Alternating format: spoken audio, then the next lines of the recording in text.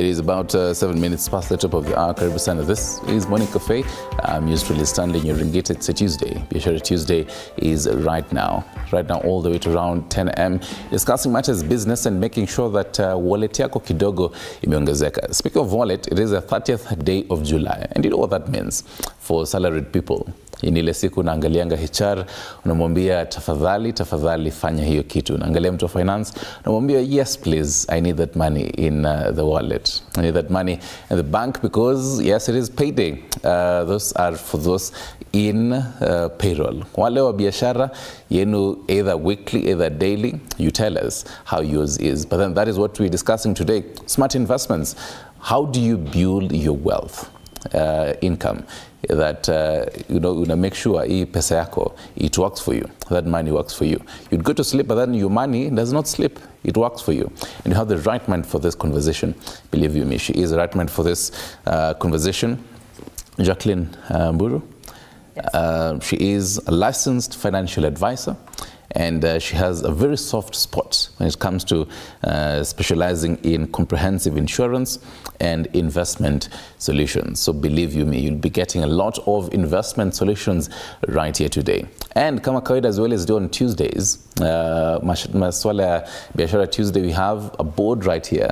So we'll be analyzing, yes, we'll be analyzing a little bit later on. Tusika chini sana, no. Tusimame kidogo, we take a look at some numbers here and there to add 1 + 1, 1 + 2.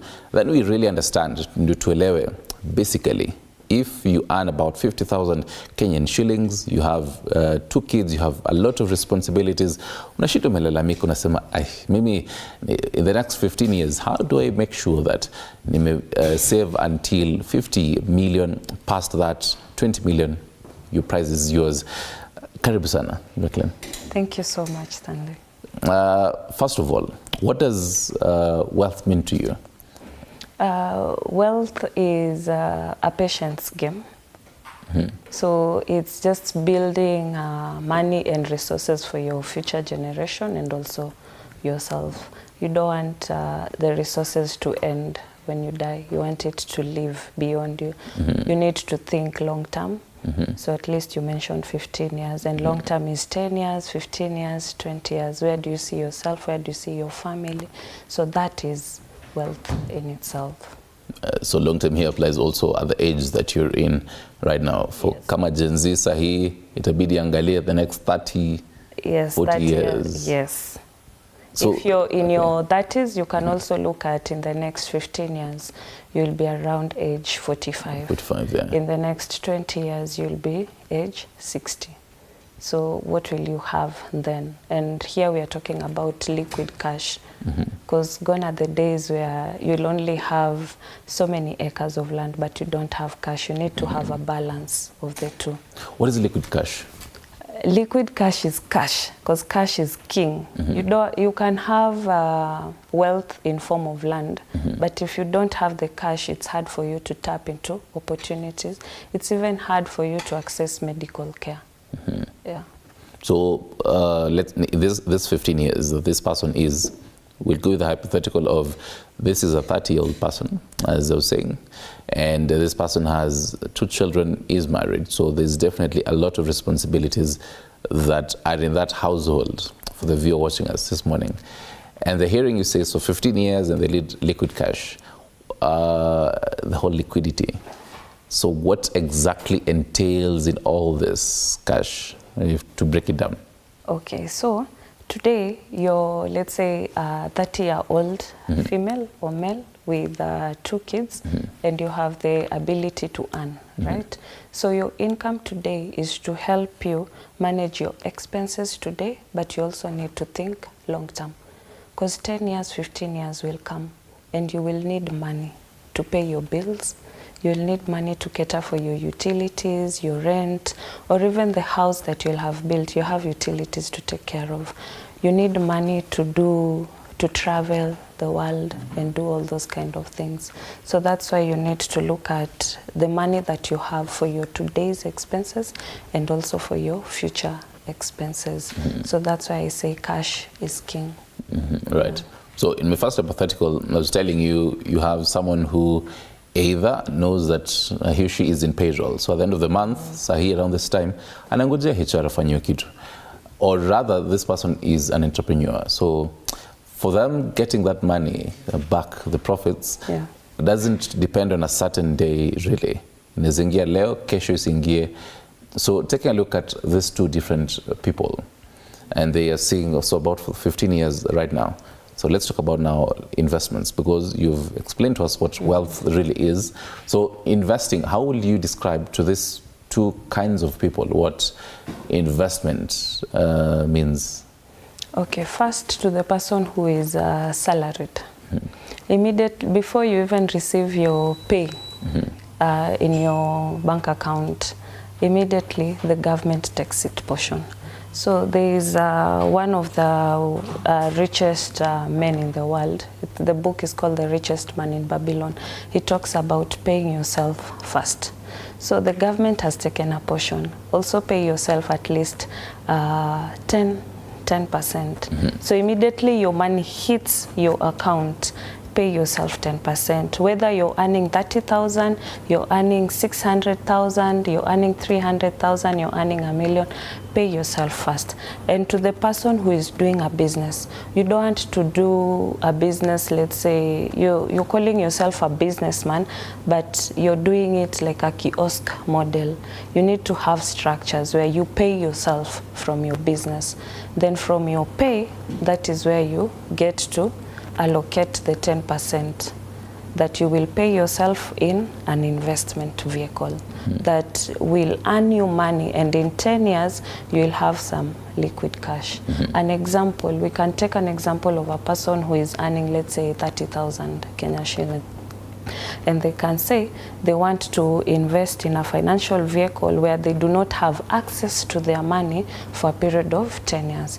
And they can save the 10% of 30,000 is 3,000 Kenya shillings. So in 10 years they'll have saved 360,000. But in that investment vehicle, the money will be growing. So in 10 years time, it gives them about 510,000, which you did not have. Right. Yeah. You've started doing the calculations in your mind. So nitaanza kufungua calculator, and then we're prepared to smile. But then before that, I want to break down some facts and some notions with you before now we get into the numbers. So first off, that you say, I mean, just putting it out that saving it in the next 10 years, you'll have accumulated about 360,000. It's sort of a utopia kind of feeling, don't you think? Mostly in Kenya, because mtoto akwambia, na hii economy, things come up in between the way, emergency and all that. You have, all your experience as a financial advisor. What do you think about the financial discipline that Kenyans generally have? So when we say na hii economy vitu ni ngumu, things will always be hard. If you talk even to the older people, they'll tell you things were hard even in their time. But for you to generate wealth or to create wealth and to sustain it over the long term, you have to, let me use this Swahili word that says kujifinyililia. So you have to sacrifice, and you have to have that discipline. That the president tells us austerity measures. Yes. Otherwise, 10 years, 15 years, now you're 25. In 10 years, you'll be 35. 35 years will come and you'll still be complaining. But if you have that discipline, then when 35 years come, your story will be different. You just have to create a budget. There's the simplest model of a budget where you can say 50% of your earning, it goes to your needs. These are things like your rent, your food, and your utilities. Then 30% goes to your wants, things that you can live without, but you just have to, because we live in a community.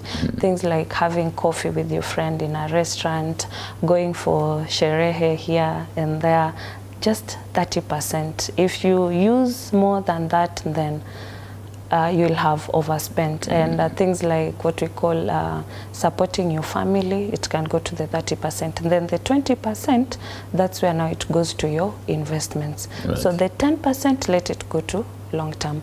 Then this other 10%, you can split it into an emergency, because between now and 10 years, it's true, an emergency can arise and you don't want to take a loan for that. So you can save it somewhere where it will grow for you and you can cash it out in case of an emergency.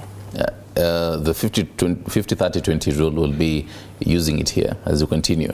You mentioned the loans, and I think it's one of the most biggest stumbling blocks. Ukijaribu to get into this investment stuff. Yeah. And mostly if someone is on the genesis of either getting into a payroll or as an entrepreneur.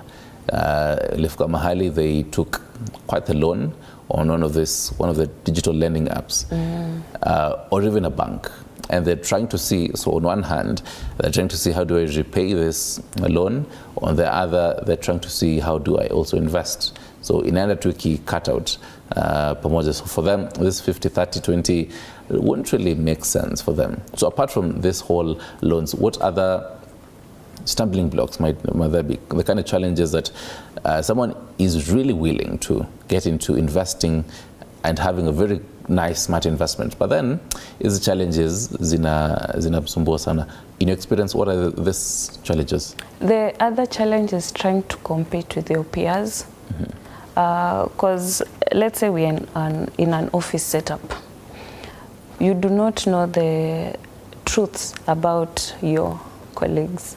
So you end up competing with them. Maybe somebody else is driving, but they were gifted that car by their parent while graduating. You're both like new entrants into the job. You, with your little income, you go to your bank and you can afford maybe even a car loan. But maintaining that car, because you've pushed yourself to a limit that you cannot sustain, just so as to fit in. So those are some of the stumbling blocks, trying to fit in, trying to compete with your peers, and fear of missing out. So you end up digging more into your earnings instead of putting aside more. Right. Even for the viewer, now curious, you had mentioned about financial vehicle. So what are these vehicles that one can use to invest? We'll be analyzing them later on, but then just to mention, what are these kind of places that, as we talk about smart investment, this is it's not just any kind of investment. It is, you have to think smart. Yes. So what are these places that you have to invest in? So smart, just as it is, like it's specific, measurable, attainable, realistic, and time-bound. So you need to have your goals, because wealth is about having goals. So you can say, let's say, my goal for in the next 10 years, it's ABCD. It's custom made. You cannot do it like a compound thing. So you can say in the next 10 years, this is my goal, and my goal will need X amount.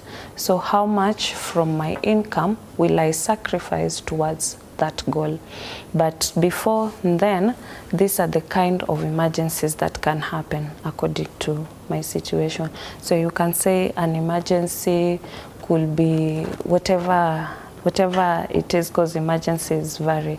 And for an emergency, you want to put your money in a financial vehicle that offers liquidity, high liquidity. So you'll find a financial vehicle for that, which are things like money market funds. And there are so many and offered by so many kind of people. But you just have to choose the right kind of institution to do that. Then for long term, these are, so if you ask yourself, where do I want to be in the next 10 years, 15 years, this is a place where you want to put in your money, but you do not have access to it, and it's working for you, and it has tax benefits, it has income replacement benefits. Then in 10 years, that's when you'll have access to your money. That way you'll have taken care of two things: your short term, which is your emergencies, and also your long-term goals. So for the goals, you have to know exactly what you want. Yes. Si ile kusema wacha tu ni save. Let me just save in case of a rainy day. No, you have to call yourself, have a real meeting with yourself, and ask yourself, I as Jacqueline, where do I want to be in the next 10 years? Where do I want to be in the next 15 years? It seems too far, but somebody said dreaming is free. So dream, think of where you want to be, and then come back and be realistic and say, this is where I am. So how do I get there with what I Right. Remember, you can always be part of this conversation. I love the fact that she has broken down what you really need to know when it comes to investing, the kind of goals that you need. We're breaking down the kind of years, depending, just analyze yourself. One, mimi niko hii miaka, and this is the exact time range that I need to maybe invest. How much that I need? If you're an entrepreneur, how much are you getting in a month? Vis-a-vis what you need to get maybe 15 years to come, 25 years to come. If you're in payroll, how much you need for that. So you can always be part of this conversation. We definitely love to hear from you. So write this number down, 0795 045 864. That's where you can call us live. We'll be opening our phone numbers and you can help us. As we continue the whole math, you can help us. Tuambie hapo kidogo, mimi yangu haisemi hivyo. 0793-267-279 is our WhatsApp number. We'll be taking a look at that as well. And about 2047 is our SMS number. You can also reach us to our Facebook page at TV47 Kenya and on Twitter, rather X, at TV47 News. So we're also analyzing, just getting to understand how do you also audit your financial lifestyle. Remember the rule ya 50, 30, 20 as well. So far you're now breaking down the kind of financial vehicles. Umetuambia money market funds. Where do SACCOs come in on this as well? Because I want us to now break this down so that the viewer understands, so this is what I need to know. And then now we get into the practical of the math. Okay, so SACCOs are for medium-term goals, and they're to help you for development purposes. So development is things like purchasing land you want to build. These are things you do, let's say, in the next 3 to 5 years thereabout. So you save, then you use people's money. So that's where you take a loan, because it's a savings and credit institution. So you save, then you use people's money to do development. Yeah.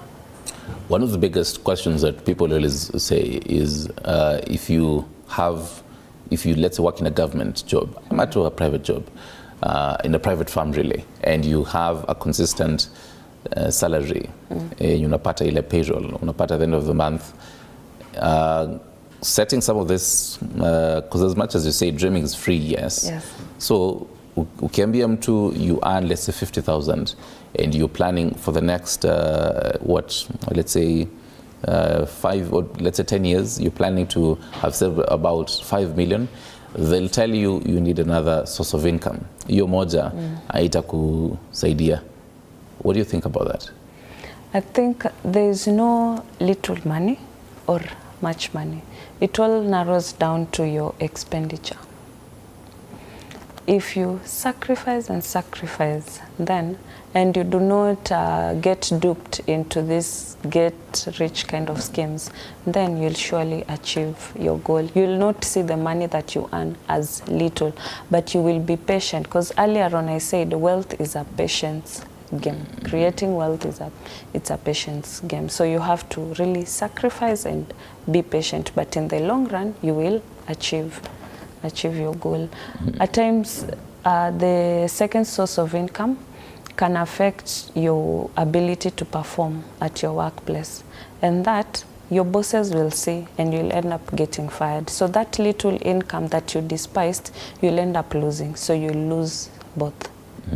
Okay. So you can extend the period at which you want to achieve your goal. You can't say, let's say you're earning 50,000 Kenya shillings, and in the next 6 months you want to drive a 2 million car. You have to extend it, and be realistic. So still on the whole of storage measures, you'll sema kujifinyilia. There is tax avoidance as well as tax evasion. Which one is legal, which one is illegal? Help us understand, and which one can help you now reduce amount of pesa yenye utatumia for spending. So for the long-term plans, they give you 3 benefits, which one is the tax benefit. So they help you reduce your monthly tax. So for the employed people, that is what they will call pay as you earn. So let's say you're saving an amount of, let's say 10,000 Kenya shillings. So 15% you get to reduce your tax burden. So you have an extra income of 1,500. You've actually saved 10,000, but 1,500 comes back to you. So technically you have saved 8,500. So then in the long term, whatever you get is tax-free. So that's tax avoidance. That's a tax benefit. You can't avoid tax. Right. Yeah, the country needs tax to do so many developments. Okay. Yeah. All right. Are you ready to be a mwalimu today? Yes. Okay, so nataka tuingie into some wacha pia mimi nitasimama kidogo. Songeshe of seats here, so we'll be adding the pages. There is a first slide, hashtag Biashara Tuesday. So we're going to be adding now to that slide. So as rightfully tukianza, because tumesema a hypothetical of a gentleman or a lady who is about 30 years old. Sijui mbona tunaikanga ile cap ya 30 by 30 nafaa kuwa nimefanya hii by 30 nafaa kuwa nimefanya hii. But then this hypothetical is about 30 years, has 2 children, and anashangaa by the next about 20 years, 15 or 20 years, I need to have saved about even 20 million, 15 million. They need to have built a house, because inafikanga mahali unarudi nyumbani unaambiwa hata hujajenga nyumba huko nyumbani, haujafanya hii. So they're thinking about that in the future. Where do they start? What kind of math do they need to know right now? Okay, so we talked about the 50%, 30%, and the 20%. So let's say you're earning, we said 50,000. Yes, 50,000. 50,000 Kenya shillings per month. So 50% of that is 25,000. So 25. So I think the 50,000 is now minus the taxes what is paid. That's your net income, what you get in the bank. So that is what now you will spend on your rent, on your utilities and such kind of things. Then the 30% it goes into your one. So 30% of 50 is around is it 12,000? In ile part nilisema I'm having my calculator open. Due to end of the same page. Yeah, 15,000. So this goes to you once. And the 20% is 10,000. So this is what you need to save plus invest. So this person earning 50,000, they can save little of this, they can save 5,000 for the long term. So in the next 10 years or 15 years or even 20 years. Right. So hata tuseme asieke hiyo 5,000, aeke just 3,000. Cause mahitaji ni mingi. So in the next 10 years they'll have saved around 360,000. But this money they've been saving the it 3,000 is per month. Per month, okay. Yeah. Let me write here, per month. So they have saved for a period of 10 years. Slowly. Then at payroll, say I said at pay, it gives them the 15% tax relief. So 15% of this is around 450. So that is what will be their monthly income. Then in 10 years, they'll have around 510,000. They can make this longer. Instead of 10 years, they can say they want to do it for the next 15 years. And the next 15 years, they'll have around 908,000. Ata in the village, they can build. So no, in the next 15 years, this money, they can use it for something else. In the next 20 years, they'll have around 1.39 million. Right. So if your earning is 600K, you increase the amounts. If your earning is 300K, you increase the amounts. So still on that, so the 50% was what matumizi? Yes.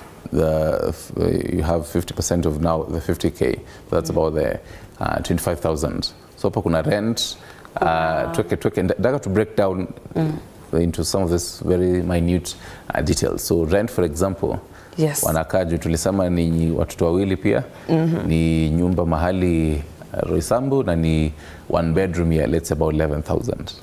Ama ya round figure ya 10K. Ama 10, yes. Ya 10K, saa amebaki na 15K. 15K. Even before you get into the utilities, my shopping, nini around there, there's fees. Fees ya watoto. Fees inakuja hapa. Oh, 30, okay. All right. But pia, for this parent, mwenye akona, see at this level, a 30-year-old, the child might be 2 years old. Or 3 years, thereabout. But this child still, in the next 10 years, they'll be joining high school. Or they'll be, in the next 15 years, they'll be joining university. So if now you go to your finance guy in the office, ama HR, unamwambia kusainie advance to pay fee, in the next 10 years or 15, you should change the narrative. You should let this kind of investment plans cater for your university or high school education, and also cater for your lifestyle. Interesting, okay. Yeah. Because now I think here is where a number of people really want to take now some of these loans that we're talking about, and you peleke mtoto shule so that you pay the fees, and then it distorts your hesabu of 50, 30, 20. Yeah. But this you can cut down on so many things, the ones, because you can put here the school fees, you can put, let's say, instead of going to restaurants, you can do the cookouts in your home, or you do a potluck, such kind of things. You just have to be smart. That way, more money goes to this. Because you don't want to suffer now and also suffer 10 years or 15 years later. Yeah. Right. I'm being told to have a caller, Kate from Nyandarua. Kate, a very good morning to you. How are things in Nyandarua? Hi, things are good. Thank you for this enlightening show. I just wanted to ask, sisi wenye tunapata mshahara ndogo kama 15,000, can you still invest? Unapata mshahara ndogo kama 15,000, can you still invest? Kwa sababu umetuwekea mingi na yangu ni 15 tu. Sasa nashangaa nita-invest aje? Bado nataka kufungua biashara, such things. So ukiangalia, because right now ni 15,000, in the next about 15 ama 20 years, tuweke 20 years, unataka kuwa ume-save kama ngapi? At least, sijui kama I can afford 2 million, I don't know, is it a big dream? Interesting question. Wacha tutauliza Jacqueline atatuambia if you're dreaming big. Thank you, Kate, for calling us this morning. And then also, pia tuambie, when I'm saving this money, naiweka wapi? Unajua pia kuna ile temptation, emergencies come from right, left and center. Yes. So hii pesa utaweka wapi? Yes. Okay. So thank you very much, Kate, kutoka Nyandarua. You can always call us live 0795 045 864 ndio namba ya kutupigia simu. All those questions that you have. Kuna sema leo ni ile siku, leo maybe unaweza angalia bank account on HR leo amefanya hiyo kitu ama mtu wa finance. And you're wondering, as Kate asks, hii pesa yote naipeleka wapi? How do I invest and smartly? To answer, Kate? Yes, with the 15,000, hiyo si pesa kidogo. Amesema 50K tumeenda juu sana. But na hiyo 15,000, kuna watu hata wana earn 10,000 na bado wana save. I think for her benefit you can add another page. Tutarudi kwa hiyo back. So we can have now, just to answer Kate, using that hypothetical, 15K. So that's what she gets. And she wants to even start a business. So out of the 50, 30, 20, where do you bracket that? If someone is thinking, out of hii yenye napata, I need to also generate another source of income from what I'm getting. Okay. So the earning is 15,000, yes. right? So 20% of that is? So 20% of... is 3,000. Yes. Si ndio? 3,000. So the 2,000 anaweza weka for the next 15 years. Si ndio? Then the 1,000 anaweza weka for an emergency. Hii ni ile, but this emergency akiweka lazima weke in an avenue that earns for her. That's why I had given an example of a money market fund, because it offers liquidity and money still grows for you. Your 20% mtu atauliza na ile Julie tuambia for the 20%, the 20 kuna 10 ya una invest na 10 nyingine una save.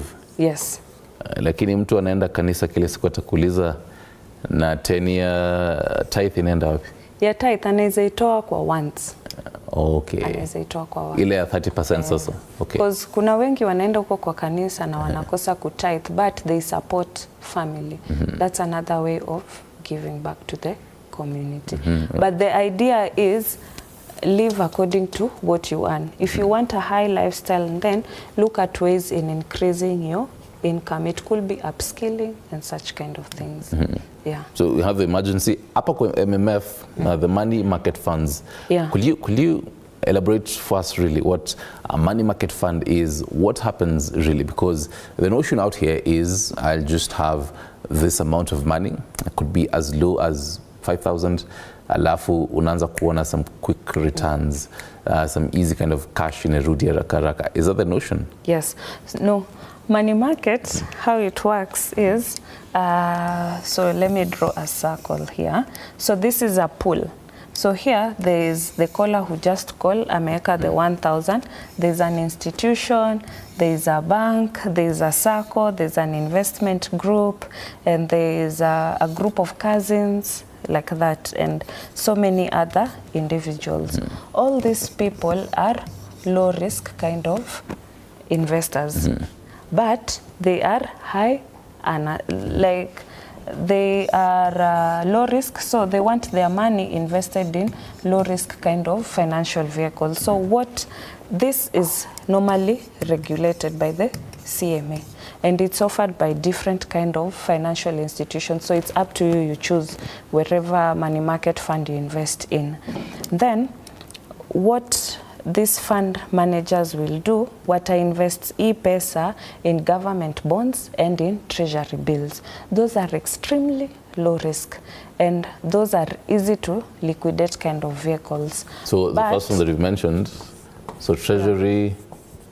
Treasury bills are short-term loans to the government. Government bonds are long-term loans to the government. But you'll find a treasury bill, maybe the minimum, if you are to go directly, it could be maybe around 100K. But for government bond, maybe the minimum is 50,000. But this person only has 1,000 bob. And for money market, you can invest as little as 5,000. And every day it earns for you. Then at the end of the month, you receive a statement to show you what you've earned for that specific month. But annually, in the market, you'll find rates will range from 10% to about 15%. But that is gross. To mean on this 10%, so let's say you saved 1,000 in 1 year, that's 12,000, right? Yes. The 12 months, yes, 12,000. 12,000. Yes. So it earns for you 15%. So that 1 year, so unaona hii 1,800, you didn't, haukuwa nayo, si ndio? But on that... So you get this 1,800 after the end of the year, ama per month? So 1,800 divided by 12. Divide by 12. So every month you'll be earning 150. But there's a withholding tax. In most of these things, there's taxation other than the long-term investment plans. So 15% of the 150 is 22.5. So from your, let me just do 1,800 times 15%, that's 270. So if you take the 1,800 minus minus 270, that's 1530. So divide by 12, so it's like every month it has earned you 127.5 tax-free.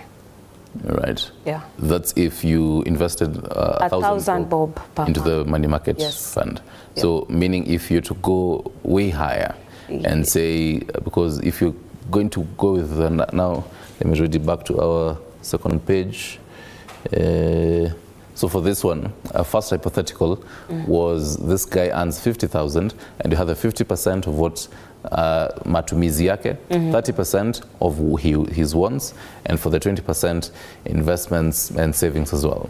So where do you, now for let's say if this person was to atoe a certain amount of money to save ama yake kwa money market fund, ataitoa wapi for the 50 to 30 ama 20? Ataitoa hapa kwa 20. Kwa 20. Because see hii 20 ameweka kwa, kuna short term goal, kuna medium term na kuna long term goal. So for the long term, see the 20% is 10,000. Yes. So long term ameweka 3,000. Amebaki na 7,000. So hapa kwa short term hiyo money market anaweza weka 4,000 na kwa hii medium term aeke 3,000.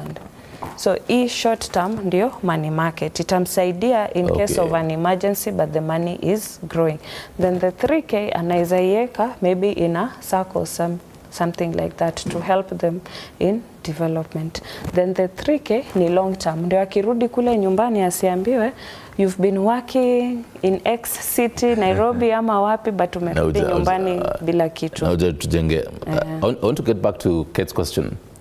Kate, in case you're just joining us right now, Kate was a caller from Nyandarua and alikuwa amesema hypothetically ya 50K tumeenda juu sana, wacha turudishe chini kidogo. Yeah, someone earning about 15K either as an entrepreneur or ni payroll yake at the end of the month anapata 15K, and there's a hook to that question, anataka kuanzisha biashara. So let's assume juu ni Nyandarua na hiyo ni mahali ya hotspot ya waru. So the potatoes, Irish potatoes, ameamua, you know what, this is a booming business. Hii ndio biashara inashika hapa Nyandarua. Na mimi nataka nianzishe biashara yangu ya sijui kama sasa ni kununua from the farmers, you know, but ni biashara ya waru. So walk us through what, how she'll break it down, that she's able to have that business. At the end of the day bado, kama ni if she works 5 days a week, amepata pesa yake. But hapo katikati Wiggle anapata masubuhi na usiku bado anafanya biashara yake. Yes, I think we can open a new page for that. Okay, so her earning was 15,000. 15,000, yes. Right? So her 50, sio lazima atumie. Juu maybe amekomboesha nyumba. Okay, 15,000. That's 7,500. In Nyandarua, this is a decent amount in Nyandarua. Then that 30%. Nyumba ya ama like umepata rent nini. Okay.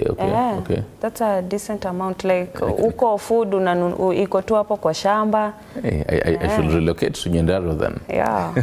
Then the 30% is there for 4,500. Then the 20%, si hii ndo tumesema, it's the 3,000. 3,000.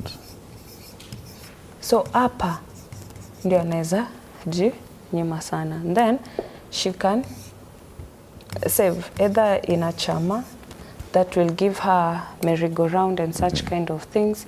Then that way she'll be able to have quick money to do her business. But from her business, let her pay herself. That way this 15,000 increases. And this 20% will also increase. Because as you say, Rome wasn't built in a day. Yes. And the kind of question that many people have is, do I now start, because this is in July in Aisha, so do I start with whatever little I have? We hear a lot of stories. Nilianza na kuku mbili, sasa niko na a whole farm. Nilianza na sijui nini, and I have all that. As compared to having to save for a while, as you rightfully say, a save kwa merry-go-round. So that means again you unampatia a grace period ya a couple of months to save this amount of money. Vis-a-vis ati na hiyo 4500 anza na hiyo. Because ukianza tu na hii biashara yake the business will suffer. Because I'm assuming maybe she has some children. So if the kids are not okay, then the business will suffer. So the ideal way is patience. Save in those merry-go-rounds, get to earn the trust of the women, get the money and do the business and grow your income, but also pay back to the chama. That way you increase your ability to get more money so that your business grows. But as your business grow, always ensure that you pay yourself. That is the baseline when you're creating wealth. Whether employed or in business, pay yourself, and also from whatever earning that you make, pay yourself the 10%. There's no shortcut to smart investments. All right. Mtu akisikia ukisema pay yourself, anaona ni kama unasema make sure ile pesa yote accumulate nini, jitreat vizuri, ishi maisha soft life. Ukiishi soft life, like I've had, there's a story I had of there are some old people in the village who you will meet and they tell you, hey, when I was young, I used to drive, I don't know what kind of car, I used to travel where, but you look at them and you wonder, does their lifestyle now match whatever they're telling you? So you get to choose the kind of narrative you want your life to have. Right. 10% is too little. And speak of narrative, because we've delved into mtu wako kwa payroll. Nataka niongelele na utusaidie kuzungumzia mtu wako kwa biashara. Still on, let's say for Kate, she picks up this business after your grace period. Save for about 6 months from now. Hadi akafungua finally December, akaamua aya, hapa Nyandarua sasa, let me now start opening this waru business. But definitely, again, even when you start that business, as much as you have that capital, isi kama mtu anakulipa, at the end of the day, for payroll, you know you'll get that money. But then for business, that's not the case most often. You'll get for a couple of months, hakuna profit, unalipa maybe other workers, it's a number of losses before now you start getting into that profit. So in that period, before you start, you nasema kwanza ujilipe, lakini mtu atauliza nijilipe aje kwanza, and I'm getting a lot of losses. So in that period, how do you do that kind of smart investing? Does that 50-30-20 still apply into this? Because mtu haoni hii return enye anapata. So that case is unique, but it's happening to so many kind of business people. You've started a business, uko na employees, ama you're the only employer, when you're marketer, when you're kila kitu. So now like this in the waru example, so kuna yule mtu maybe atachukua hiyo waru kutoka kwa shamba alete kwa lori, hiyo lori ilete waru Nairobi ama ipeleke waru Kiambu. Si au watu wanahitaji kulipwa, huyo mkulima amenunulia anahitaji kulipwa. Kulipwa, yes. Yeah. But there's a certain profit atabaki nayo. So mtu anafaa jiulize, I as a business person from Nyandarua, where do I want my business to be in the next 1 year? Because you don't want to be loss making for a whole year. Otherwise, what kind of business are you doing? Then now once your business peaks, you can say, this is the much I will be paying myself. And that's how your business grows. Because smart investments goes hand in hand with smart thinking. You have to implement smart thinking into your business. Otherwise, your employees will be growing, na wewe unasema tuko kwa biashara and you're not growing. Yeah, let's listen into this call. Christopher kutoka Lunga Lunga, karibu sana to our morning show. You're speaking to Stanley. Do you have a question or feedback? Yeah. Okay, yeah, I had a question. Yes, please. Yeah, the question is that what if I have some debt that I need to pay? Okay. Yeah. What should I do? Because I have some debts that I usually like to clear them first before I start saving. So, is it possible that I clear debt first, or I just start saving and then debt clearing will come later? Thank you very much, Christopher, kutoka Lunga Lunga. Salimia sana watu Lunga Lunga and keep watching. Okay, sawa. Oh yes. 0795 045 864 is the number to call us. Live, you'll be seeing it on your screens. Tafuta credit sahi, and Jacqueline will be answering all your questions. Pia kama ni feedback, tutashukuru sana. Christopher is asking about debt. Ini inakuga ile between the chicken and the egg, what comes first? It's true. Debt will hinder you from saving and investing. Yes. And debts can also weigh you down emotionally. So what one needs to do is itemize your debts. Uko na debt 1, debt 2, debt 3. This debt 1, it's this amount, this amount, this amount. And in your interest rate yake for each. Na in your repayment period. So unaweza, you can renegotiate with maybe lender 3. Umwambie if they can buy these 2 debts, they clear, we ubaki ukimlipa. Or you can say, I can start with the highest interest rate yenye inanipea the highest stress levels, nikienda reduce hizi. Then once you're somewhere, that's when you can start saving. Because when you're in debt, you're in a hole. And when you find yourself in a hole, what do? You stop digging. And you find ways of coming out of the hole. So you itemize your debts and find ways of paying these debts with your income that you have, but never fail to pay. Because as you grow, you will still need debt to bootstrap you. The two things, okay, there's one thing that you've said, and then I'll add another thing. So one thing that you've said is at least be somewhere. So that means that you won't be able to, at the end of the day, complete all your debts, but be somewhere. So I'll use the same hypothetical. Okay, to me, previous caller from Nyandarua, about 15,000. And she had akona debt here, let's say for lender 1, akona debt here kama ngapi? Tuweke, nataka nione hesabu yenye ita match vizuri. So let's say hapa akona debt here, let's say 2,000. Hapa akona debt about 3,500. Na kwa huyu akona debt ya tuweke 5,000. So as you rightfully say, maneno ya interest rates and all that. So that's the first one. At least be somewhere. Yeah. The second one, typically what happens in Kenya and I'm pretty sure even a number of countries is rob Thomas to pay Saul and rob Peter to pay Paul. You know, that kind of whole thing where you'd have to borrow from one lending up, ndio ulipe huyu mwingine, ukishalipa huyu mwingine unakopa huyu mwingine ndio ulipe huyu mwingine.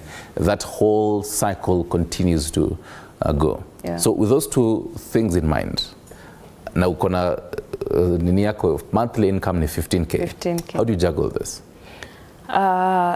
First, don't borrow anymore because you've overborrowed than what your income can repay. Then the people you've borrowed from, they're humans. Communication is key. Say that you have somebody's loan, you're unable to pay, then you keep quiet. You just communicate and say, this is my situation, but this is my plan on how I'm planning on how to repay. But a smart move will be, you can find which one has the highest stress levels. It could be maybe the 2K, maybe the lender is not that friendly, anashina mepigia and such kind of things. You can create a plan on how to repay. But you can find who you are 3K or 5K is very friendly. You can approach them and tell them, are you able to buy my loans? And you pay them off. Then, niachwe niki kulipa. Mostly you'd find for digital lending apps, and there are quite many, without even mentioning any of them, the interest rates will be higher than compared Very for banks. compared for banks. First of all, why is that? It's a free market, I suppose, and also easy money has a high interest rate. Okay. And wealth creation is patient. So if you want the quick things, then be ready to pay the high rates. So would you advise someone to opt for now some of these digital lending apps, ama afuate a bank?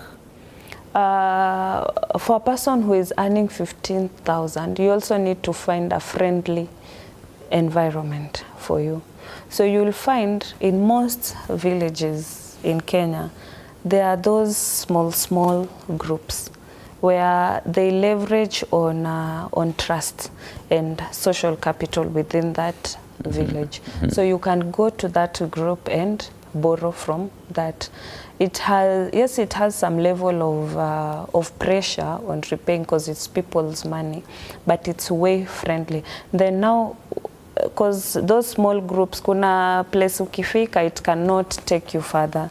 That's now where you move to banks if you want to do a business. Yeah, but for a start, that's where you start with what you have and what you can access. Yeah. So thank you very much again once more, Christopher kutoka Lukulunga. Na alikuwa ameeleza story ya debt. I hope umejibiwa as vizuri sana. In case una feel I need more clarification, don't hesitate to call us. We'll be taking a short break in a few, but before that, nataka tumalizane na story ya debt. So just to, in case to finalize this, to clear the air on this story ya debt. So, because he was asking, so it's either debt or saving. So you say, malizana na clear the debt. Start saving once you're somewhere. So now for the case of, let's say it's about the 15K. So for all this hypothetical tumetumia, so where is somewhere? Do you put a particular figure and say, this will, if I ensure that nimefika hapa, after also working on what you're telling us, you have that communication with all the lenders that you have, then you say this will be able to match now so that I can start saving. So let's say lender number 3 says they will pay lender 1 and lender 2, then ubaki when you're repaying them.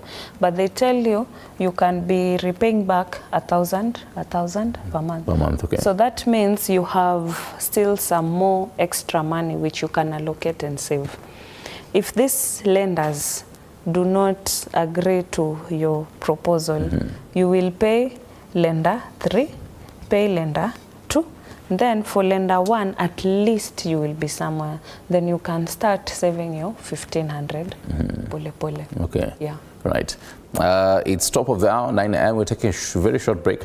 Tukirudi, we'll be continuing just diving into this conversation. Remember, we are discussing about smart investments. How do you build your wealth in the whole monthly income? Tutarudi, just finalizing on these conversations, and you're definitely open to call us live and engage with us. A couple of questions coming in on WhatsApp. 0793-267-279. Ekopale chini, save it right now, and then you can throw in all your questions about saving, investments as well. Kind of investment solutions that you need to know this morning. 22047 ndio SMS namba yetu. Sibanduke.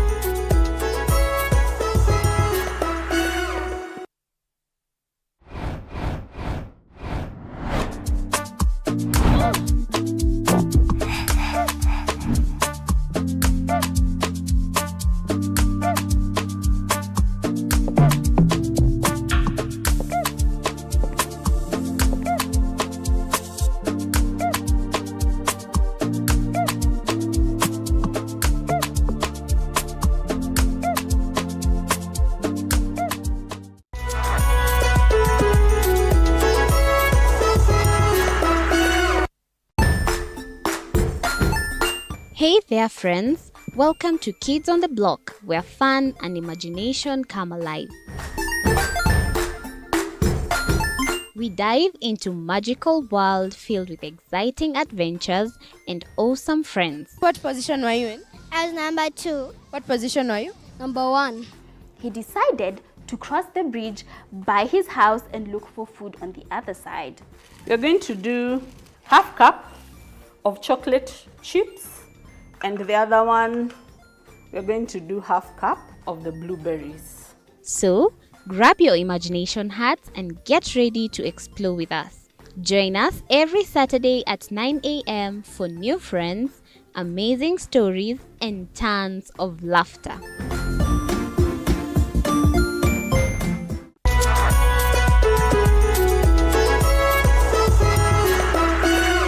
Join us as we explore the journeys of those who defy the odds and break barriers. We dive deep into the stories of triumph. Sometimes when parenting a child with a special need or whatever disability.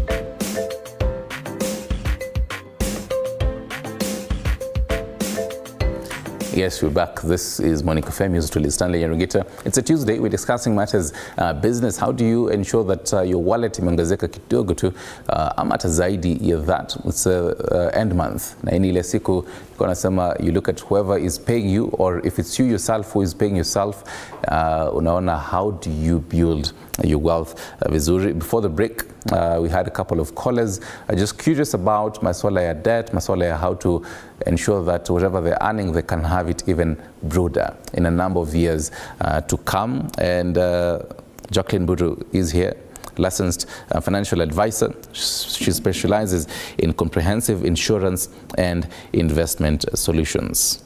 And even on that bit of maswala insurance as well, we'll be getting to that. There was a whole question about money market funds. People are really curious about that. So unaweza rudi kusimama tena for a couple of minutes tu tafadhali. Niliambiwa kusimama is a bit healthy. Yes. Because najua utarudi kwa ofisi ukae chini. This is a bit exercise. Anyway, let's have now a whole other page of, we can start with that whole breakdown of what money market fund is. Just reiterating it, because ni kama watu hapa wanajaribu kuelewa. Okay. Pesa yangu nachukua, nakupatia, unanirudishia. In most circumstances, when you tell people that, it sounds a little fishy. So how will you elaborate it to people so that they understand this is how, in different institutions, this is how it works? Okay. So if you go to today's newspaper, let's say the Business Daily or whatever newspaper it is, at the back side where they list all different kind of companies, there's somewhere where you will see the institutions offering money market funds. So these institutions, what they will do, you can invest, let's say, as little as 500 bob. But if you've sold a property, you can put in your millions, right? If you've got an inheritance, you can put in your millions. If you've gotten your retirement fund, you can put a portion of your retirement fund there. Then this fund, so this money, it has a fund manager. So this fund manager, they'll go and invest in low risk kind of financial vehicles.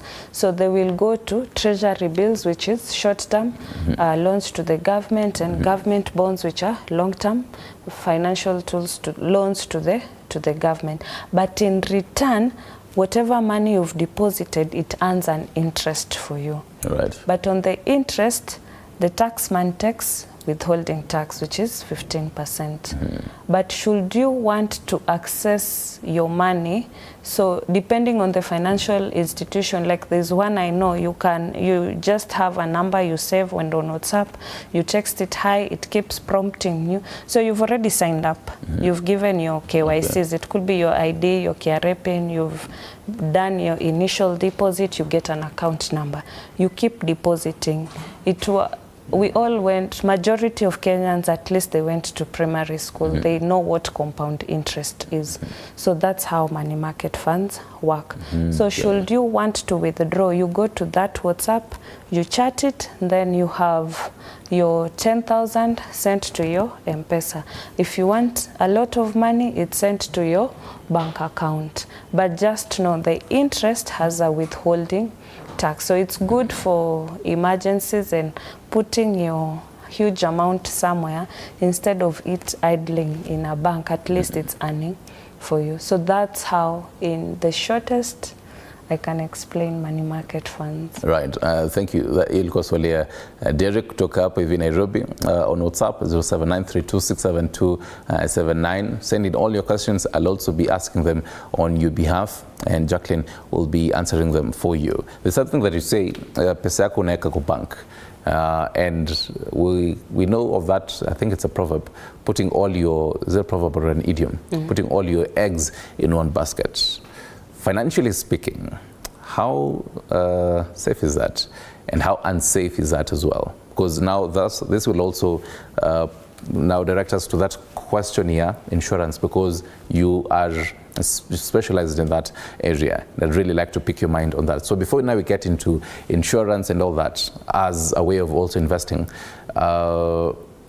where do you put all your money? You earn 15K, you earn 50K, whichever amount of money, either near payroll, you umepatiwa at the end of the month, ama ni as an entrepreneur from business. Do you put all this money in one bank account? So your story, putting your eggs in one basket. The question should be, how is this basket? Because you might be spreading your money in different baskets, but these baskets have holes. Yeah, true. So the moment you want your money, you're given stories. But if your basket is well knit, then that means that financial institution is very strong, and it has even integrity beyond it being strong. So you're sure your money is safe, and the moment you want to access your money, should it be in the short term or long term, then there'll be no stories, or you have no fear that utapigiwa saa sita usiku ambwe, hey, this company has gone down. Yeah.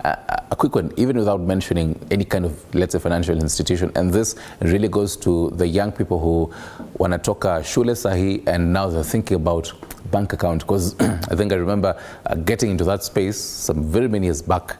Ulikuwa shanga ni gani. I think you'd have to be forced into one because of, let's say, the company wants you to get into this space, but then, so how do you know this is the right financial institution for you to get into? What do you look at? Is there a checklist of what you look at? One, you can go to, these days information is digital, so you can do a quick review. Get to hear what do people say about financial institution A, financial institution B, financial institution C. But also, as yourself, you need to ask, what are the benefits that I'm getting as a customer to that bank that I've chosen, or to that insurance company that I have chosen. Yeah. Right. So now let's transition now, getting into insurance. If you invest, because you have all this, Kate from Nyandero saying she wants to get into business. We hypothetically said she might get into the story waru, potatoes, because it's really huge around that area, or whichever kind of business someone is looking for a second option of a source of income. They definitely need a certain layer of protection. Yes. For them. Is that something that someone thinks about when it comes to smart investing? Because we believe smart investing doesn't really have to be umepata pesa nyingi, umeiweka, inaendelea kuongezeka, but then even to avoid stories of emergency, what do you do in this case? So there are two forms of protection that a business person needs. One, for their business. So should the business be disrupted, you need insurance to come in. And this business has employees. If something bad happens to your employee, that's when you will know this country has labor laws. But if you have a business insurance for your business, then it comes in and protects your business and yourself as the business owner. And these are things like the Workman Injury Benefit Act, which it comes in as a package in the business insurance. So it covers disruption, it covers maybe e-business ya waru, at one point they'll have a lorry, so they'll need to cover their vehicles. That is one aspect that a business person needs to look at. Then the second aspect is, yes, they've covered their business, but I, as a business owner, there are things that could disrupt my business, and this is where they need to look at income replacement. So income replacement can be either one is disability, because if today this waru business owner becomes disabled, they can no longer run their business, but their family is still there. So this disability benefit kicks in to replace whatever income they were making from their business. In case critical illness, things like cancer, which have become rampant in this country of ours, if that kicks in, then this business owner has some form of income replacement to help them and to help the family. In case of death, these business people have so many loans, so that money can be used to offset some of the loans that the business owner had. That way the family is left with no loans, and these things are available.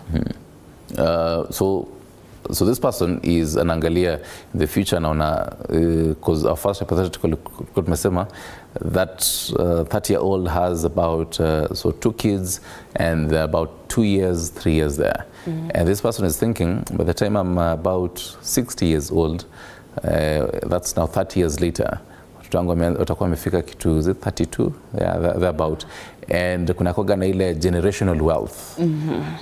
Earlier you told us this should be things that you should be also thinking. How do you go about that? I think you can have another page on that. So as you think about stories are having a family trust fund, so that they have that generational wealth and liquidity and the vizuri. So there's something that in insurance, it's offered by insurance company, it's called a trust fund. So trust funds, they kind of help you in tax. It has some tax benefits because you're looking at places where you tend to pay less tax or your money has no tax at all. So trust funds is what will help in creating generational wealth, because wills are challenged in court, but for trusts are not challenged in court. So a trust, this can hold your cash, it can hold your assets, and any form of ownership that you have. Then you give instructions. I would want, if my kids get to a certain age and I'm no longer there, let them be accessing X amount within this frequency, like that. Yeah. But now the trust is managed by, let's say, an insurance company of your choice. Right. Yeah. Question here, Litabale says, kindly ask Jacqueline, how do you differentiate between liabilities and assets? That's on 22047. I think also coming in on the fact that you earn this amount of money, so how do you know that if I want to get another whole source of income, hii ndio kitu inaweza kuwa an asset to me, inaweza kuwa liability to me. And that is also a reminder to you, even as you continue taking a look at some of this feedback, quite a lot of it is coming in. 22047 the SMS number. 0793267279 near WhatsApp, and then we would love to hear your voice wherever you're calling us from. Tell us your name and where you're calling us from. 0795045864. So kujibu itabalia maneno ya liabilities, assets when it comes to smart investing. Yeah. So liability is anything that is taking away money from you. An asset is anything that is giving positive money to your accounts. So there's this notion of I've taken a loan and I've purchased a piece of land. But as long as that land is not bringing in you money, that's a liability. But sinaendelea ku appreciate. That's an assumption, yes. Depending, because that is based on various factors. It depends on where your land is. And also remember, at the point of sale, you need to pay capital gains. That is a form of taxation on the interest that you earn from that piece of land. So as long as you're paying money out and that piece of land is not making you money, then that is a liability.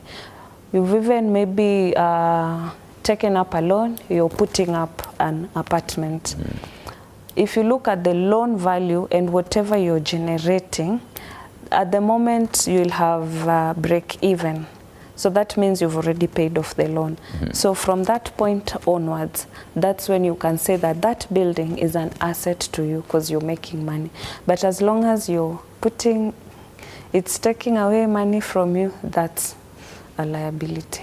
So kama mtu akona gari, how do you, not only even gari, you have a number of things around you. So how do you change some things that are liabilities into assets? You can offset the loan quickly and it becomes an asset, or you can even lease the land. If you have a prime area piece of land, you can open a car wash and it generates more money. Or you can have those apartments for business. You can put it up as a hotel or Airbnbs that can generate more money than to help you offset your loan quickly. That way it becomes an asset within a short period. You don't have to repay it in the long period. Yeah, because it's giving you stress. As long as it's giving you stress, that's a liability. Yes. Right. Jackson on 22047, mimi hupata about 15,000 Kenya shillings per month ukishatoa taxes, lakini financial discipline yangu iko chini sana. Pesa kidogo ikiingia ni sherehe after sherehe. Pesa kidogo na kona nguvu ya sherehe. How? So even as long as you cannot, you do not have the discipline to save 1,000 bob.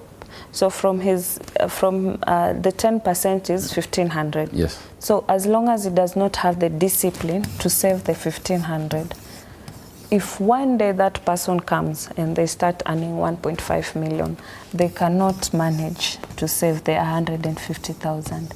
Because what they will do, sherehe ndita ongezeka. So as your income grows, learn to save and invest more. But if you're expending more, like you're just spending money, so even the day you earn more, you'll just keep spending. Because that is the habit that you have nurtured. But that person can change the narrative from spending to saving. Because money understands one language. Save me today, I'll save you tomorrow. So if you don't save me today as money, how will I save you tomorrow?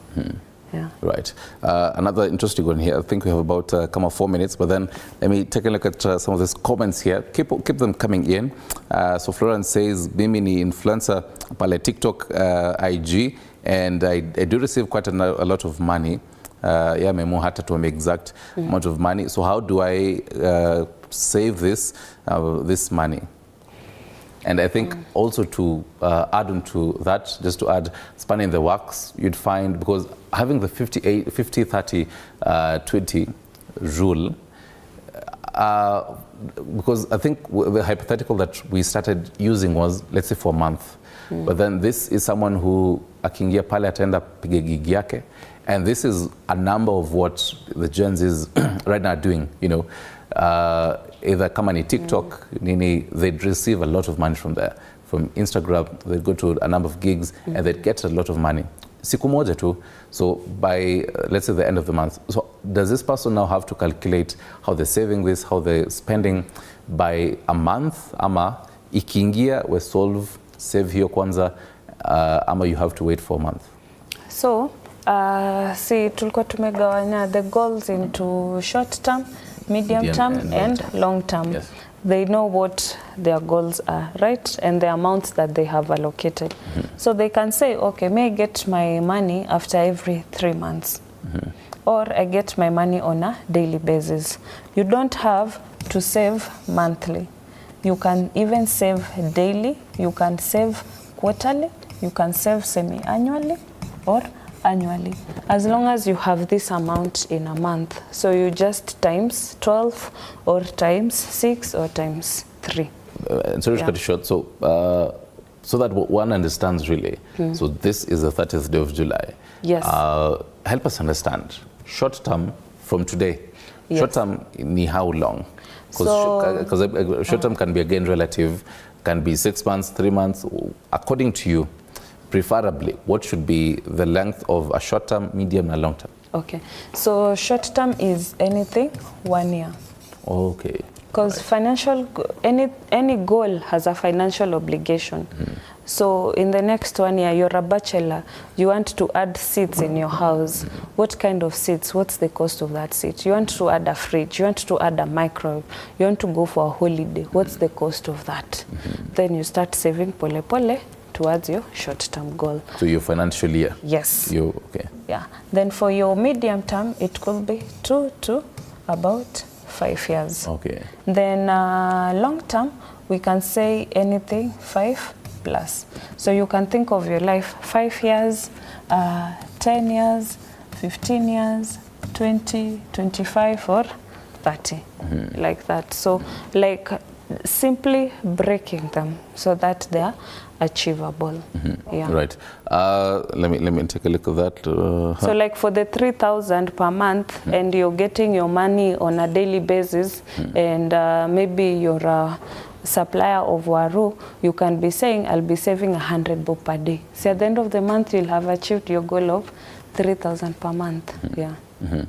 Another question here, Mark, kutoka Kiserian, mimi upata about 25,000, but I feel this is too little. Should I have my boss add me because I do a lot of work?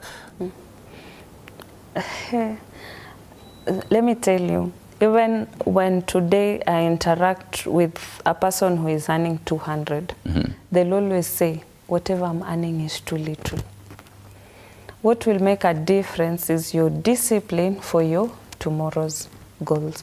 So that person, yeah, they can sit with their boss. If their boss is understanding, they can increase, but they also have to show value, because your boss will increase your income based on the value that you're bringing to the institution, because they're also in business. If you see your boss will not add you, then upskill and find an alternative solution. But you have to be really smart. Otherwise, you might jump and that next company that you're going to, it collapses within the 6 months. But this other place, if you had thought long term, then your income will have grown over time. But there's no little or much income. Right. I think this could be a final before you get your last words. So someone says, how can one identify good insurance company covering policy, and what maximum amount can you save in these covers? So they can allocate about... Let me help you with another page. Yeah. So in insurance covers, you can allocate 5 to 10% of your net income. Then as your income grows, so we normally get those annual increases. Yes. Keep taking different covers. That's why you create future cash flows. Because let's say today we're in 2024. Oh, yes. You started by taking a 10-year plan that comes in 2034. Then 2 years later, 2026, you get an increment. So you take a 15-year plan that will come in this is 1/4/2041. So you see between here and here, you have a lump sum and a different lump sum coming in. So it's you to determine how much your 5 to 10% is. But you also look at the strength of that institution that you're choosing. We've had quite a number. I think this is actually page 7. Kuna job uziona hapa, but this is actually page 7. This means that we've tackled a lot of mathematics, a lot of theory when it comes to smart investing. And this might really be a whole chunk. One takeaway that you really need to remember, budgeting yako 50-30-20 rule. 50% your needs, matumizi yako.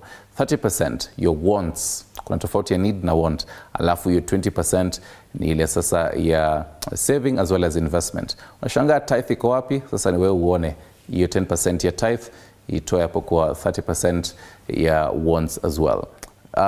I'm pretty sure they've learned a lot, but then there's always that one takeaway. In a sentence, tusiharibu chakula yetu yote. In a sentence, one takeaway that they need to know today. Appreciate your income and pay yourself first. That's my takeaway. Appreciate your income and pay yourself first. Jilipe manze. Jacqueline Buru, a licensed financial advisor. She also specializes in comprehensive insurance and investments solutions, among other things. Thank you very much. Thank you. For the wise words. I hope you love milk, because that's what we're getting into right now. Yes, I do. Oh yes, matters dairy farming. I want to take you all the way to Nyeri, where Horace Olo is. Tujue maneno ya ng'ombe. Unaonanga hii mbuzi pale, unakunywa sahihi probably maziwa, kunywa chai ya maziwa, ujui hii chai imetoka wapi. That whole process, I want to teach you all that. Over to you, Horace Olo.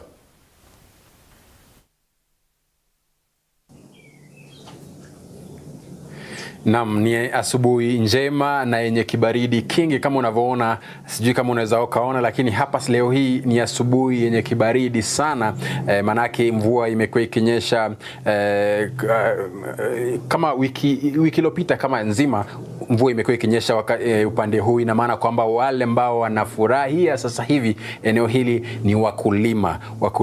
Kumbuka kwamba eneo hili wakulima wengi ni wa mifugo, kahawa pamoja na chai, ni ambao sasa hivi naweza sema kwamba wanaweza kufurahia sana. Na kama sasa hivi unavyoniona, eneo hili ni eneo ambako kunafugiwa wale ng'ombe wa maziwa, wale ambao tunawaita dairy, kile kilimo ambacho kwa kimombo tunakiita dairy farming. Na sasa hivi nimeweza kutembelea hapa ili kuweza kutaka kujua ni jinsi gani ukulima huu unafanyika, kuanzia kwa pale mwanzo unaponunua ng'ombe wako. Ukiamua unataka kufanya ukulima wa ng'ombe wa maziwa, unaanzia wapi?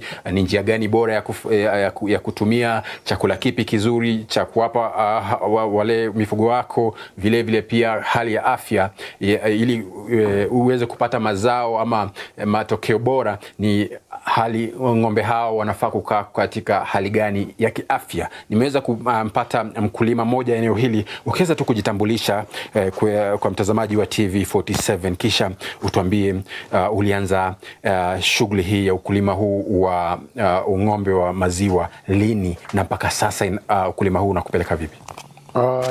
Kwa jina naitwa Josephat Gitahi. Hapo mwanzo mimi nilikuwa nafanya kazi kwa defense. Nikafanya kazi hapo nikaretire. Sasa wakati nilitaya ndio nilikuja kwanza hii mambo ya ufugaji ya ng'ombe.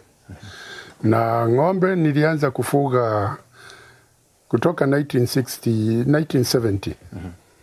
Na nimeendelea kufuga hizi ng'ombe aina hii ya Friesians, kwa sababu hii ng'ombe ndio peke yake inaweza kusaidia sana na maziwa ukiwa huko na lishe ya kutosha. Hata kabla hujazungumzia aina ya ng'ombe ambao unawafuga, eneo hili wakulima wengi ni wa majani chai na kahawa. Mbona uliamua kufanya ukulima wa maziwa? Ni kweli hapa watu wengi wanalima kahawa na wanalima chai. Na hata hiyo kwa shamba yangu iko hiyo kahawa na iko chai.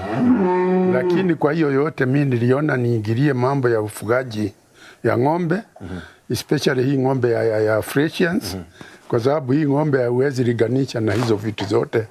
Inaweza pia weta chakula ya kutosha. Ukiilisha mzuri utapata pesa mzuri kuliko kazi nyingine yote. Na mpaka sasa ukulima huu wa ng'ombe wa maziwa unaweza sema kwamba umekupelekaje? Umebadilisha maisha yako vipi? Umebadilisha maisha ya wale ambao wanakuzingira kinamna gani?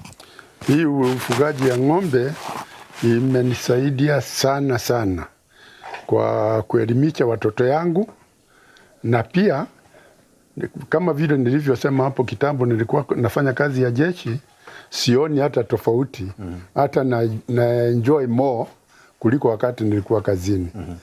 Iko ile pesa napata hapa inatusaidia sana kwa matumizi yetu hapa. Hata imeweza kununulia gari hiyo unaona pale nje. Na sina kazi nyingine. Kazi yangu ni ya hii ng'ombe.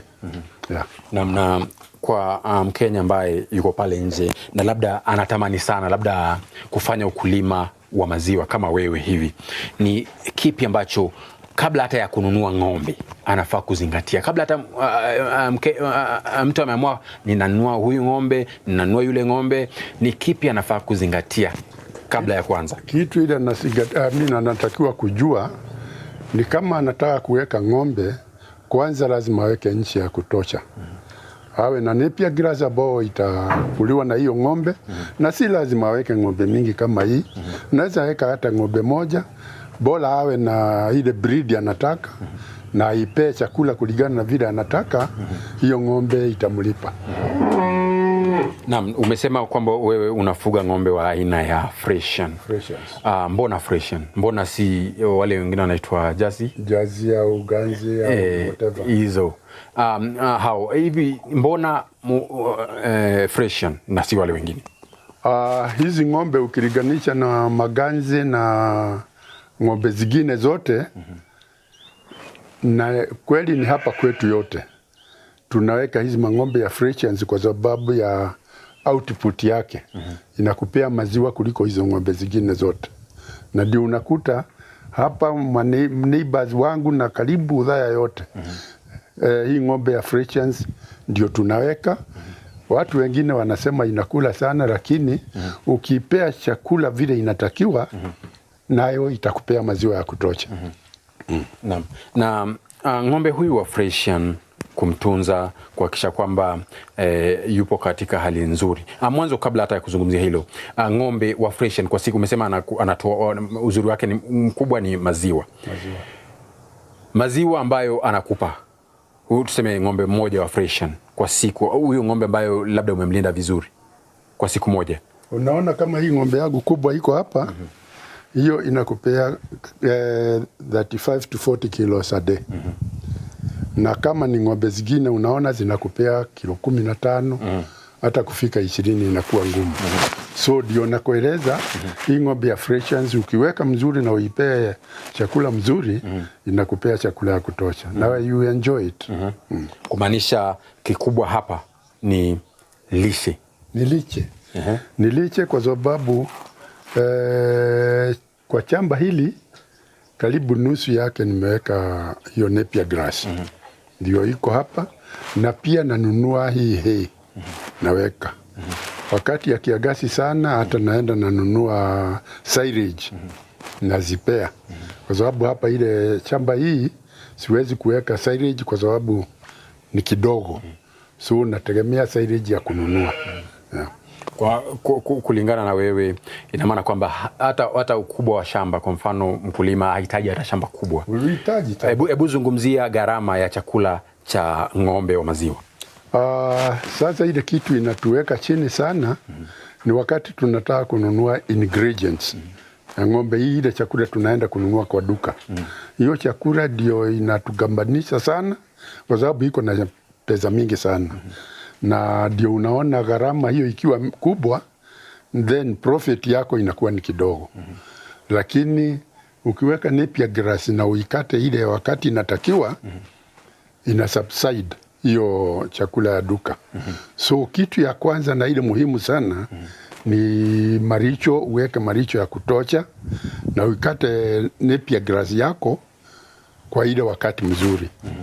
Usikubali iwe kubwa, ikiwa kubwa haina maziwa. Iko ile kiasi inatakikana. Na sababu kubwa ya kufuga hao ng'ombe ni maziwa. Ni maziwa peke yake. Na hakuna kitu chochote ambacho unaweza kufanya tofauti na maziwa? Ukiweka hizi ng'ombe uzuri yake inazaa, inakupea ndama. Hiyo ndama unauza pesa mingi. Ndama kama hapa sasa, kama hiyo unaona hapa, bila 100,000 siwezi kukuuzia moja. Huyu mdogo. Huyu ni umri gani? Huyu sasa ndio yako na 1 year na 12 months. I mean 1 year na 2 months. Unamaanisha kwamba ng'ombe wa mwaka mmoja na miezi miwili, kama hauna 100,000 huwezi kumnunua? Huwezi nunua hii. Huwezi, hata siwezi uza. Kwa sababu najua nikiweka hapo, kama hii sasa ile expectation yangu, hii itanipea maziwa hata 40 kilos a day. So hata wakati unauza lazima ujikakamue. Na kama kwa mfano nataka kuanza kufanya ufugaji wa ng'ombe wa maziwa, wewe unaweza ukani-advise vipi? Ni mnunue ng'ombe mdogo kama huyu wa mwaka moja, ama ni mnunue yule tayari ambaye hata tayari ashawahi kuzaa na ashawahi toa maziwa? I would advise anybody ambaye anataka kufuga ng'ombe, ukitaka kununua ng'ombe, nunua ng'ombe ambao haijazaa. Iende izalie kwako. Kwa sababu ikizalia kama hii kizaa hapa, nikiona inatoa hiyo 40 kilos, siwezi uza. So afadhali ununue wakati iko chini, wakati iko kidogo, alafu uipe ile begu ya hiyo ng'ombe, then utapata maziwa ya kutosha. I would advise mtu usije kununua ng'ombe ambao ni mzee, imezaa alafu ndio unakuja kuuziwa. You will not enjoy the life. Yeah. Na tuzungumzie sasa afya ya ng'ombe hawa. Hawa ni ng'ombe ambao unategemea, umeweka pesa nyingi kuhakikisha kwamba wanakurudishia kupitia maziwa. Lakini pia tuangalie ule upande wa afya.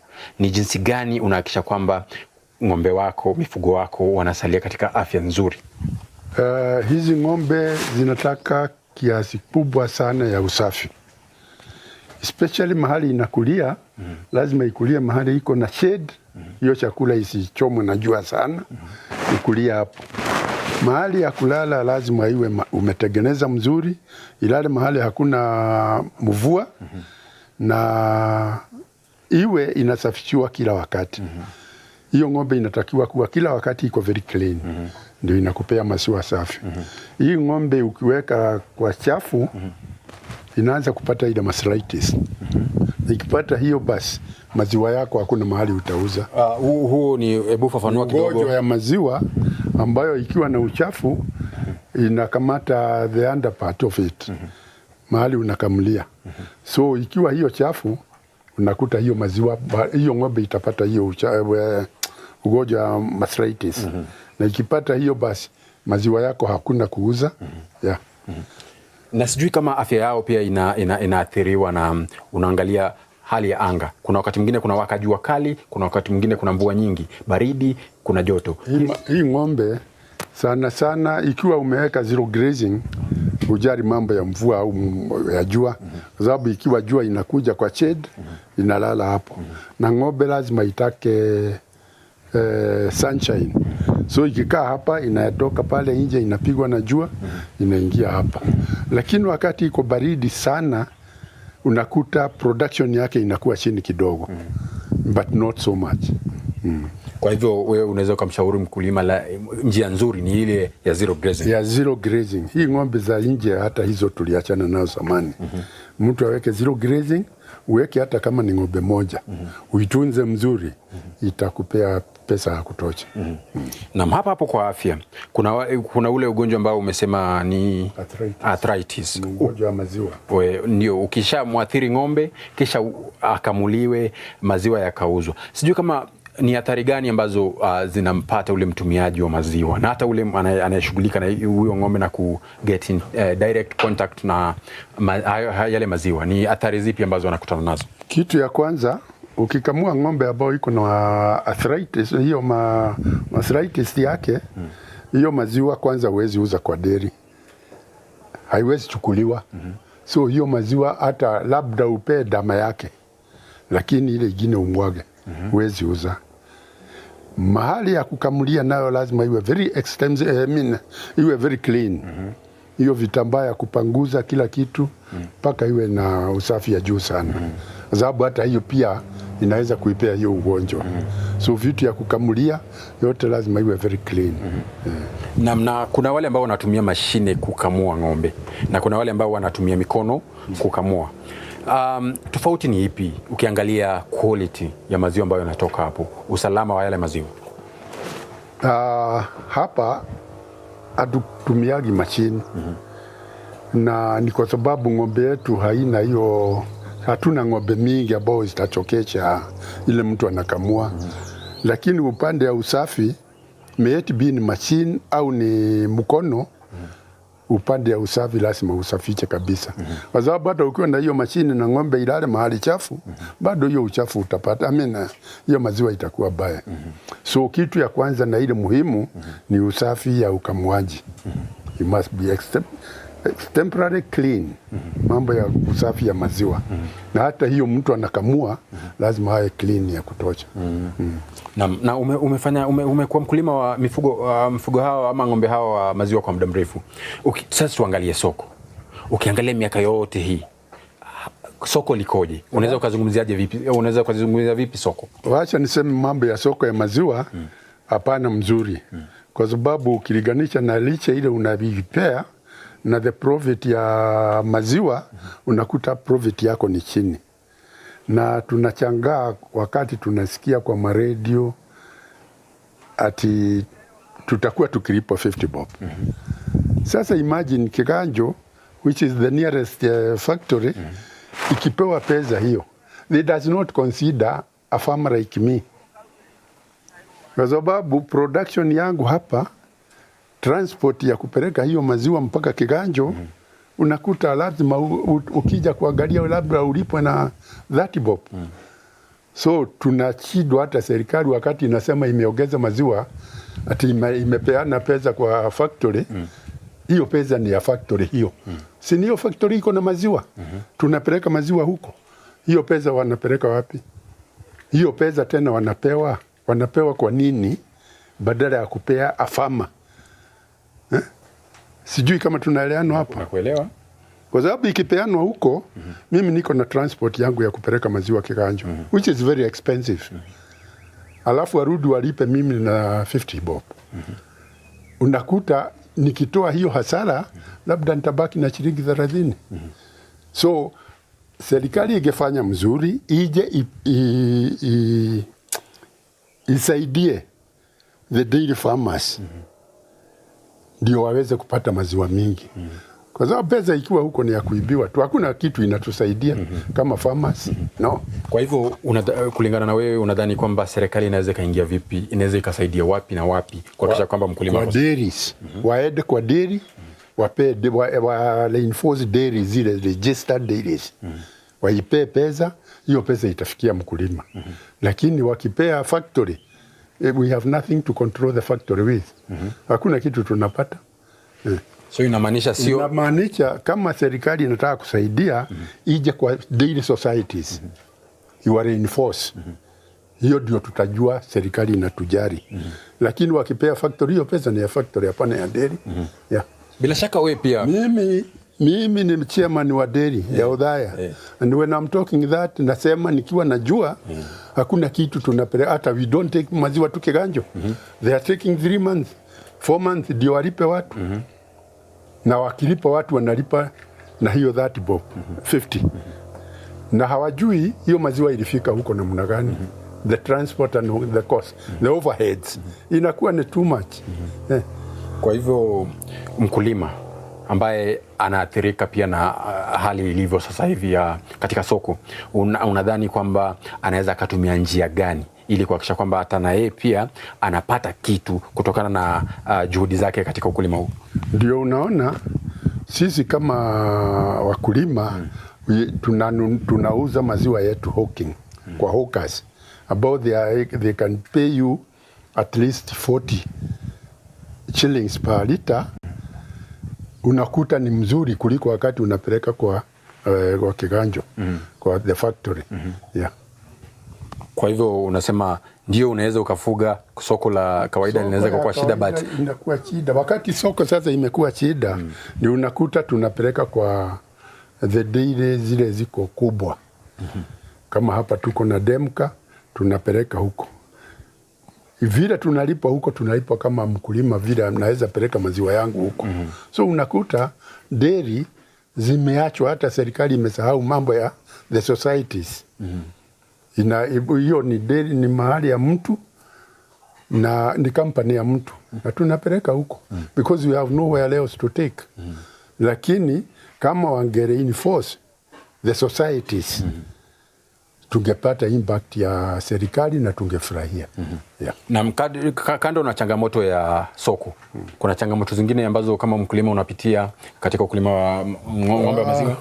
Changamoto ni hiyo tu, ni ya market ya maziwa na chakula. Chakula inakuwa bei iko juu sana. Kuna hii ya value addition. Wewe na wakulima wenzako katika mtaa huu mnafanyaje ili kujiongezea kipato kando tuna cha kawaida? Kulingana na ile maziwa tunapata kwa dairy, kwa sababu watu wengi wamehama dairy, wanahuku maziwa yao kila mahali. The milk we get in the dairy, sasa hatuwezi kuongeza hatuwezi kuongeza kama ni yogurt and whatever. We are not able even to purchase that machine. Yeah. Tuko na maziwa kidogo sana na value addition yake hatuwezi fanya. Yeah. Kama ni wakati tungekuwa na maziwa, let's say, but then we had a lot of milk in Othaya. We had over 10,000 liters a day. Now by then we could have kept, purchased hiyo machine ya kutengeneza value addition. But in this time, we are not able to do that one. We are not able. Kwa hiyo ina maana value addition inategemea na kiwango cha maziwa ambacho? Kiwango cha maziwa ambao ile unachukua. Yeah, hiyo ndio inategemea hiyo. Na pia the cost of the machine. Ukipata machine na uwe unapata maziwa mingi, then you can value add. Naam. Hapo wacha tusimamia hapo kidogo tu, lakini tuzungumzie swala tofauti. Cost ya kuhakikisha maziwa yametoka kwenye matiti ya ule ng'ombe hadi kwenye kikombe. Chakula, angalia gharama ya chakula, angalia kwa mfano wafanyakazi, mambo gani, cost yake iko namna gani? Kwa mfano yule ambaye anataka kuanza na ng'ombe wawili, cost yake iko juu kwa sababu kama vile nilisema hapo kitambo, chakula kwanza ya value addition ambayo ndio inatoa maziwa kwa ng'ombe ni very expensive. Na ikiwa expensive namna hiyo, unarudi tena unakuta ile mtu umeajiri ya kufanya hiyo kazi, naye anakuitisha pesa zingine mingi sana. So ukitoa hizo unakuta ile pesa utabaki nayo ni kidogo sana. Ni kidogo. Lakini kwa sababu it is the only means of living, unaamua kuweka hizo ng'ombe. Possibly kesho mambo inaweza badilika, tupate bei mzuri ya market nzuri ya maziwa. Yeah. Ila kwa sasa mnasema kaende kama vile wajana wanasema. Sema tu kaende kwa sababu what do we do? Na sasa ndio unapata maziwa, unaweza ukauza ng'ombe, na pia kuna mambo mengine, kwa mfano kile chakula ambacho kinabaki na kinyesi. Hata hapa ile kitu mzuri ni kwa sababu sasa kama hii ng'ombe yangu, wakati nasema inanisaidia kwa mambo mingi, is that kinyesi hii inatoka kwa ng'ombe, mimi naitumia kwa kupika. Natengeneza biogas. So badala ya kwenda kung'ang'ana na gazi huko dukani, I don't go there. Mimi nategemea biogas. So in that way inanisaidia zaidi. Tayari uko na hiyo biogas? Niko nayo, iko hapa. Naam, nafikiria mtazamaji tutakuwa tunaenda kidogo tu tuweze kuona hii biogas ambayo mkulima wetu leo hii anaizungumzia, tuweze kuona pia unaona kulima ndio unafanyika, lakini yale mabaki kwa vile uchafu, kinyesi, inaweza pia kutumika kutengeneza ama kuongeza kipato ama kujiongezea hata faida hata zaidi. Wacha tuende tufike pale tuweze kuangalia tuone iko namna gani.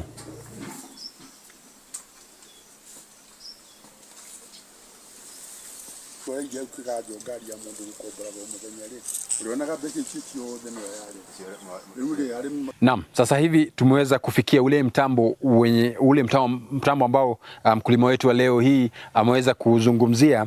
Kama jinsi unavyoona, ndio huu unaanzia pale na kando yake kama unawezaona kuna mandizi, kuna mboga ambazo zimepandwa eneo hilo, vitunguu na kadhalika. Lakini wacha tuzungumze na mwenyewe na hii idea ya swala hili la mtambo wa biogas ilikujaje kwako hadi ukaona kwamba ni muhimu sasa kutumia kinyesi cha wale mifugo ambao unaofuga kujipatia faida hata zaidi?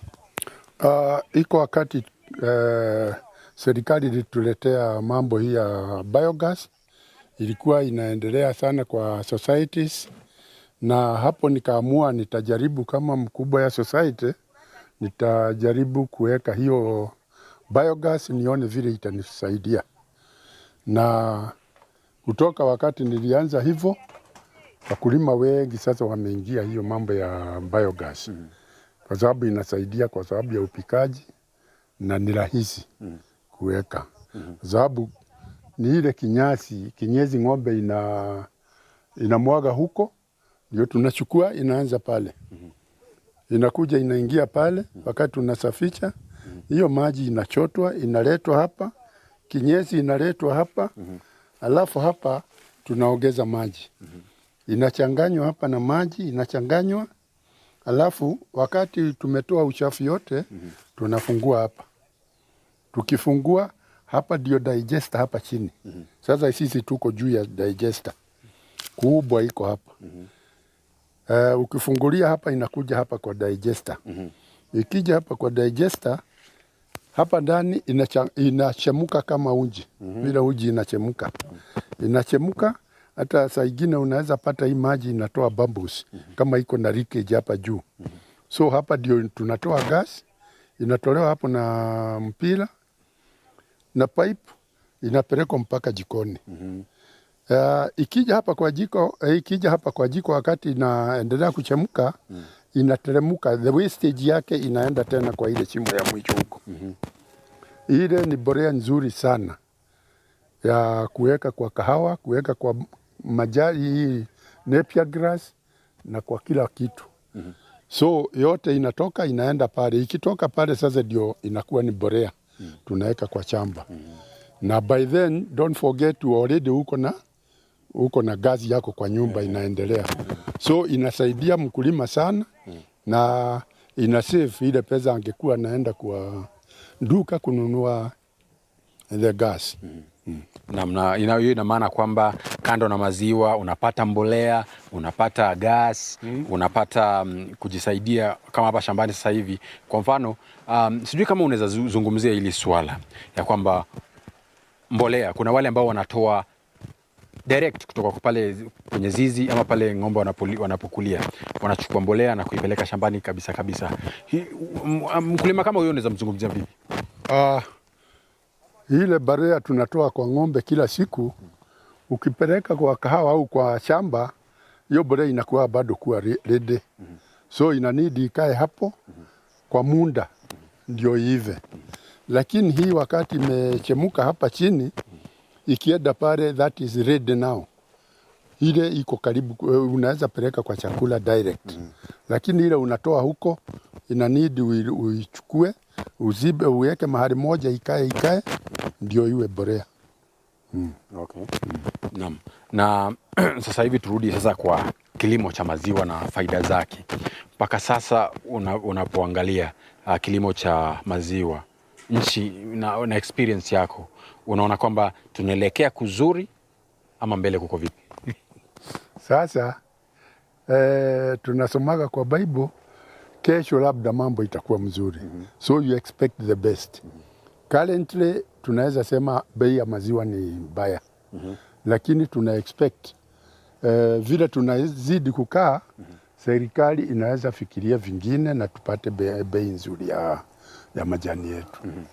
Na tumeona serikali kupitia naibu wa rais pamoja na wale serikali tu na wizara ya kilimo wanasema kwamba mambo ni matatu katika eneo hili la Mlima Kenya ambako tuko sasa hivi.